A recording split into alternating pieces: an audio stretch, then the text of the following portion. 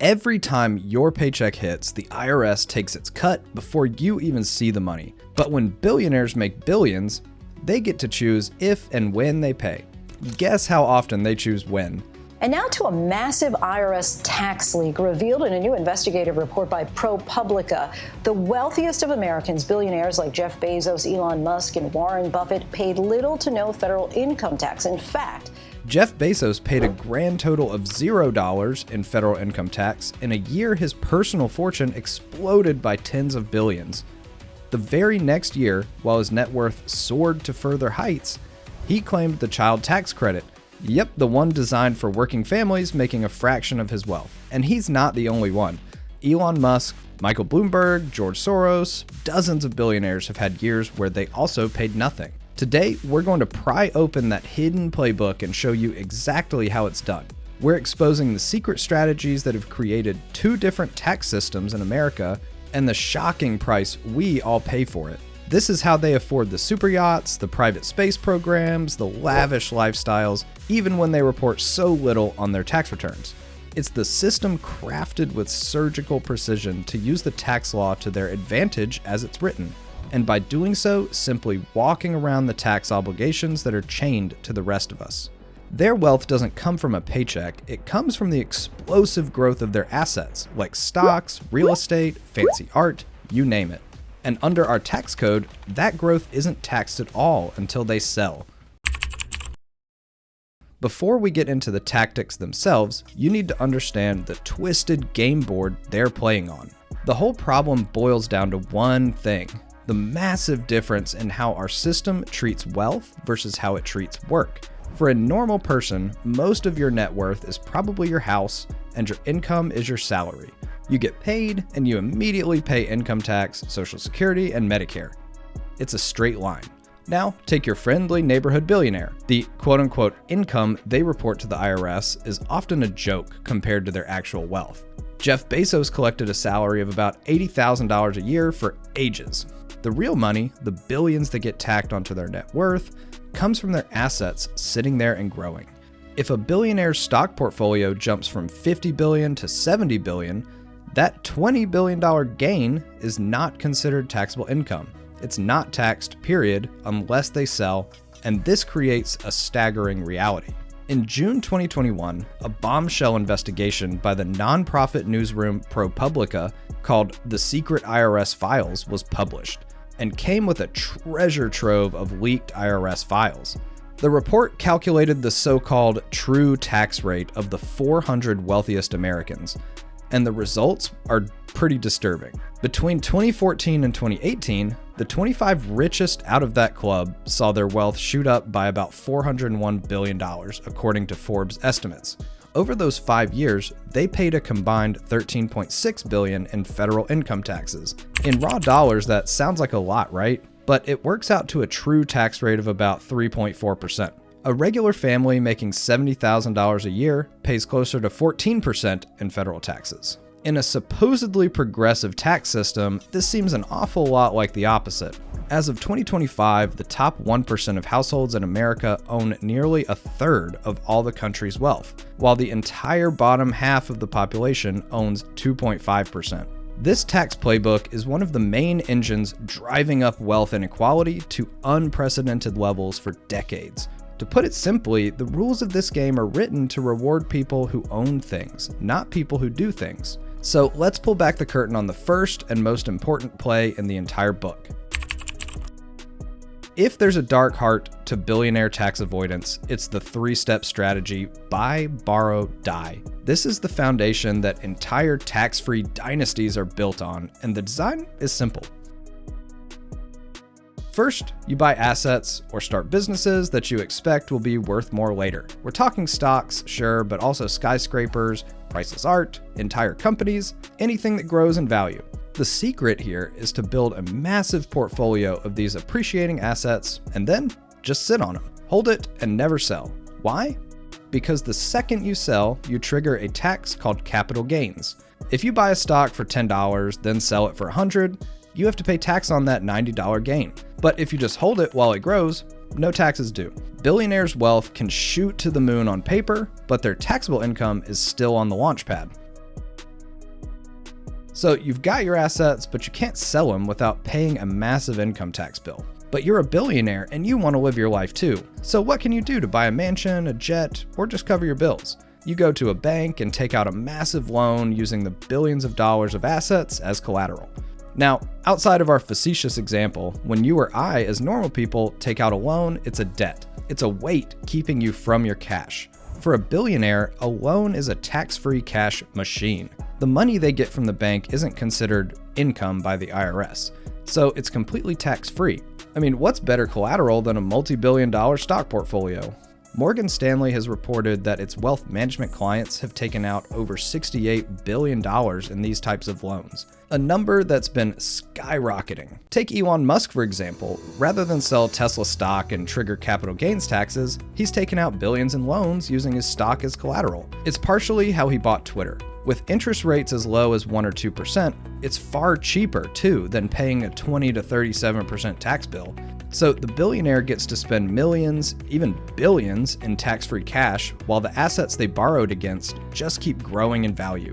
They are literally living off their wealth without ever having to sell and pay taxes. The interest they pay on the loan is pocket change compared to how fast their fortune is growing. And to add insult to injury, sometimes the loan interest itself is tax deductible. It's the perfect loop. Assets grow, borrow against the growth, spend the tax-free money, and repeat. For the bank, it's a safe deal too. Musk's stock, for example, is more than enough to secure the loan, just like a home is enough to secure a mortgage. This is the checkmate move. It's the one that turns this from a personal tax strategy into a generational wealth machine. You might be thinking, okay, but someone has to pay the tax eventually, right? When they die, their kids get the bill. Wrong. Thanks to a loophole in the US tax code called step-up basis, when someone dies, the tax code allows heirs to inherit certain assets at whatever they're worth on the day of their death, rather than when they were first purchased. So to put that in real terms, let's say a billionaire owns $1 billion in stock. It grows to $10 billion over their lifetime. That's a $9 billion unrealized capital gain. If they sold it, they'd owe billions in taxes. But instead, they just hold it until they die. And at that very moment, the IRS wipes the slate clean. The original $1 billion cost is quote-unquote stepped up to $10 billion. So the entire $9 billion gain vanishes for income tax purposes. Now their heirs can sell the stock the very next day for $10 billion and pay exactly zero capital gains tax. The die step is a legal way to pass down a lifetime of investment gains totally tax-free. As far as those big loans they took out, the heirs sell a tiny fraction of the inherited, now tax-free assets to pay them off. The rest of the fortune is passed on, and the new generation can resume the buy, borrow, die cycle. It's the single most powerful loophole for the ultra-wealthy in the entire tax code. While buy, borrow, die is the cornerstone, the playbook has a few special chapters for assets that may not fit in as cleanly. The real estate section is next, and the loopholes are big enough to drive a fleet of bulldozers through. Two main tools turn real estate into a tax-crushing machine: depreciation and the 1031 exchange. Depreciation is an accounting term that deducts a bit of a building's cost each year for wear and tear. So if you bought a building, eventually you'd depreciate its value to zero over a number of years. The IRS buys into this as well, and for a house or apartment building, they assume this happens over 27.5 years. Here's how it becomes a weapon for the wealthy. This depreciation is a loss on paper only. Hopefully your physical building is still standing and usable after all those years, so the owner gets to subtract this paper loss from their income, slashing their tax bill even while the building is actually making them money and going up in value. A billionaire can own a skyscraper that's minting cash from rent and soaring in value, and on the tax return, claim it's losing value. This creates a giant paper loss that wipes out other income. This is exactly how real estate developers can make millions in rent but report huge losses to the IRS, ending up with a negative income and a tax bill of zero. The ProPublica files showed that Stephen Ross, a developer who owns the Miami Dolphins, used these paper losses to pay nothing in federal income tax for 10 years, all while his personal wealth continued to grow. But wait, you say, what happens when you sell? Doesn't the IRS want that money back?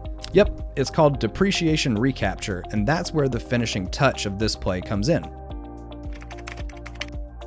The 1031 exchange is a part of the tax code that lets an investor sell a property and pay zero capital gains tax, as long as they roll all the money into another like-kind property within 180 days. Think of it as hitting the snooze button on your tax bill forever. Let's say an investor buys a building for $1 million, and years later it's worth $5 million. If they sell, they face a huge tax bill on the $4 million gain. But instead of selling, they do a 1031 exchange. They sell the $5 million building and use the cash to buy a bigger building, or even a few buildings. By doing this, they defer 100% of the tax. The tax bill is kicked down the road and attached to the new property. They can do this again and again and again, and trade up from a small building to a portfolio of office parks to a string of luxury hotels, growing an empire all without ever paying Uncle Sam. And the term like kind is of course incredibly loose. You can exchange raw land for a 30-story office building. If it walks like a building, talks like a building, it's probably a piece of land. Then it conveniently links right back to our first play, buy, borrow, die. The investor keeps swapping properties their whole life, pushing the tax bill further and further away, and then as soon as they die, the stepped-up basis rule comes into play. Every single dollar of deferred capital gains, built up over a lifetime of 1031 exchanges, is completely erased. The tax bill dies with them, and the heirs inherit the empire at its current market value. For billionaires who own their own businesses, the company usually isn't your local mom and pop shop. It's a tool specifically for killing their tax bill. When you think of a business expense at a mom and pop shop, you think of office supplies or inventory to keep the shop running. Billionaires can take this to a new level. That private jet they use to fly the family and a client to their ski chalet in Aspen, that's a business asset used for meetings. That multi-million-dollar painting hanging in the headquarters lobby, that's an office decoration. Even buying a professional sports team can become a giant tax write-off. When a billionaire buys a team, the law allows them to claim a huge chunk of the purchase price towards intangible assets like player contracts or goodwill, and then deduct that amount over several years. This creates a massive paper loss, even though the value of the team itself is likely growing. ProPublica found that Steve Ballmer, owner of the LA Clippers, was able to use this very move to pay a lower tax rate than the person selling popcorn in his arena. It's a system that lets them use taxpayer money to subsidize their hobbies and luxuries. The costs of their life are moved onto the company's books, creating deductions that lower the company's profit and ultimately the owner's tax bill. So now you know how billionaires get around capital gains tax. But what about the estate tax, or the death tax? The one specifically designed to stop the creation of permanent dynastic wealth? Don't worry, the playbook covers that too. And one of the most popular tools is a strange sounding trust called a GRAT. A GRAT, or Grantor Retained Annuity Trust, is a legal instrument with a simple, audacious goal: move massive amounts of wealth to your kids without paying a dime of gift or estate tax. It's so effective that it's been reported that over half of the 100 richest Americans have used them. Here's the simplified version of how this play runs. A rich person puts assets they think will grow really fast, like stock in a hot tech company before it goes public, into a special trust. In return, the trust pays them back in flat payments every year for a few years. These payments are calculated to be worth about the same as what they put in, plus a tiny bit of interest set by the IRS. Because the person is technically getting back what they put in, the IRS views the quote-unquote gift to their kids as being worth zero, so no gift tax is owed. But here's the trick. If the assets in that trust grow faster than the rock bottom IRS interest rate, all of that profit passes directly to their kids at the end of the term, completely free of any estate or gift taxes. It's a heads I win, tails we tie bet with the IRS. If the assets do great, they pass millions or even billions to their heirs tax-free. If the assets do poorly, they just go back to the original owner. No harm, no foul. Just try again with another GRAT. It's a financial sleight of hand that guts the entire purpose of the estate tax. The Walton family, the founders of Walmart, are famous for using a chain of these GRATs to funnel a huge portion of their fortune to the next generation, sidestepping the estate tax at every turn. It's the ultimate move for creating a modern American aristocracy. Even something that sounds as good as giving to charity has been twisted into a powerful tax avoidance strategy in the Billionaire playbook. Through some clever moves, philanthropy can generate some very generous tax benefits. When most of us donate to charity, we give cash. We get a tax deduction for what we gave, That's nice, but the ultra-wealthy almost never give cash. Instead, they donate assets that have grown in value, like stocks, and this move gives them a powerful double tax benefit. First, they get a charitable deduction for the full market value of the stock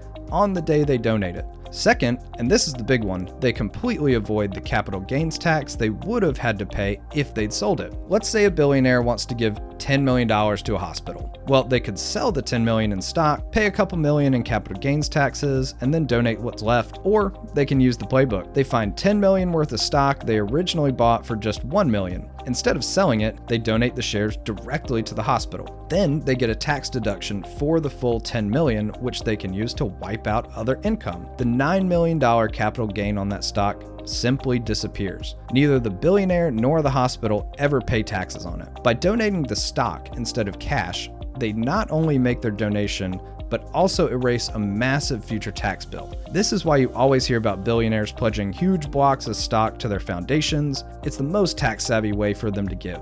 There's another popular tool called a donor advised fund, or DAF. Think of it like a personal savings account for charity. A donor puts assets, like those appreciated stocks we just talked about, into a DAF, often run by a big financial company like Fidelity or Schwab. The moment they do, they get the full tax deduction for the entire amount. But here's the catch. The money doesn't have to go to an actual working charity right away. It can just sit in the DAF for years, growing tax-free while the donor advises where they'd like to send money over time. Critics point out two huge problems. First, DAFs let donors get a massive immediate tax break without any requirement that the money actually helps anyone in a timely manner. The money can sit there indefinitely. Second, they offer anonymity. A donor can make grants from their DAF without anyone knowing it came from them, creating a way to secretly funnel money to all kinds of organizations. It's a system that offers the donor maximum tax benefits and minimum transparency, which makes it a perfect play for the book. A Roth IRA is supposed to be a retirement account for regular people. You put in after-tax money and it grows and can be withdrawn in retirement completely tax-free. For 2025, the contribution limit is $7,000 if you're under 50 years old. So how did tech billionaire Peter Thiel turn his Roth IRA with a limit of just $2,000 a year at the time into a $5 billion tax-free treasure chest? This isn't your standard play. This is a legendary maneuver that shows how even rules meant for the middle class can be warped into a tool for unimaginable wealth. Back in 1999, Thiel used his Roth IRA to buy 1.7 million shares of a tiny private startup that would later become PayPal. Because it was just a startup, these quote-unquote founders' shares were valued at almost nothing, a fraction of a penny each. This let him buy a huge number of shares for only about $1,700, staying within the legal limit. A normal person's Roth IRA holds public stocks with clear prices. An insider's Roth can hold the winning lottery ticket to the next tech giant. When PayPal took off and was bought by eBay, the value of those shares exploded. Thiel's little Roth IRA was suddenly worth millions, but he didn't stop. He then used that money, all still inside the Roth, to make other brilliant early investments, including a $500,000 seed investment in a little company called Facebook. Because all of this insane growth happened inside the tax-free bubble of a Roth IRA, every single cent of it, from $1,700 to $5 billion, is completely and forever shielded from taxes. When he takes that money out in retirement, his tax rate will be 0%. And Peter Thiel isn't the only one. The ProPublica investigation found other mega IRAs, including one held by Warren Buffett with over $20 million. It shows that the wealthy are playing an entirely different game. They're using their special access to place explosive growth assets into accounts available to everyone and create tax-free fortunes beyond comprehension. All of these plays are perfectly legal and available to everyone in the US. The tax laws are designed to incentivize certain activities like starting a business, buying and developing real estate, and donating to charity. And when you combine them with massive wealth, you get massive results. And now they're the gears in a machine that helps hoard wealth at the very top. When billionaires legally pay a lower real tax rate than their assistants, something might be broken. Warren Buffett has famously said he pays a lower tax rate than his secretary, and ProPublica's data confirmed it. Between 2014 and 2018, Buffett's wealth grew by $24.3 billion. He paid $23.7 million in taxes. That's a true tax rate of 0.1%. Buffett argues that he follows the law and advocates for higher taxes on the wealthy, and the numbers highlight the scale of the disparity. So where did these files even come from in the first place? ProPublica did not reveal its source, so at the time, the leaker's identity was a mystery. They explained that the data arrived, quote, in raw form with no conditions, and was painstakingly verified against other public records. Years later in 2023, federal investigators identified the leaker as an IRS contractor, Charles Littlejohn, who stole tax files of thousands of high net worth individuals between 2018 to 2020. Littlejohn pleaded guilty to unauthorized disclosure and was sentenced to 5 years in prison in 2024. Those hundreds of billions in legally avoided taxes every year is money that isn't fixing our roads, funding our schools, investing in science, or providing healthcare. That missing revenue has to be made up somehow,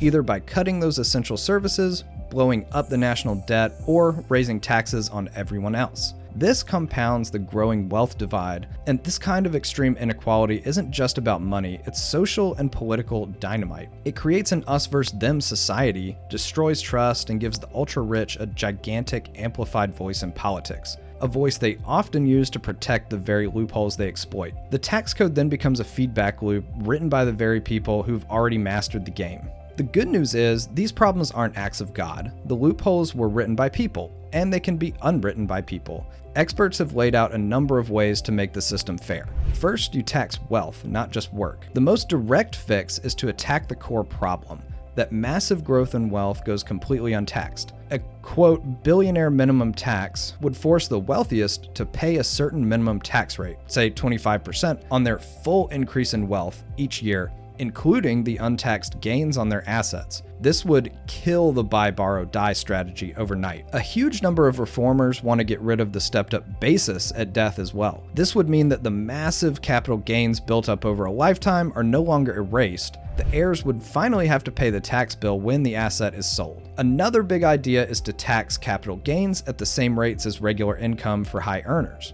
Right now, income from wealth is taxed at a much lower rate than income from work. Making them the same would take away the incentive for all these complex games. There are also targeted fixes for things like GRATs and Mega Roth IRAs. Lawmakers have proposed forcing GRATs to be riskier and last longer, so they're not a guaranteed win. There are also calls to simply put a cap on how much money can be held in a retirement account, stopping them from being used as billion-dollar tax shelters. Of course, the biggest downside to any changes here is that they'd also affect the people you're trying to help. These are totally normal people who've worked their whole lives to build a few $1 million nest egg that utilize these strategies too. These loopholes are totally legal and available to everyone. Any attempt to change the rules is already met with ferocious resistance and an army of lobbyists for the ultra-rich. But who's looking out for the regular people that may be just as adversely affected by amending the laws? It's never as easy as it looks, and this one never looked easy. So there you have it, the biggest plays in the Billionaire's secret playbook. We've seen the core strategy of buy, borrow, die,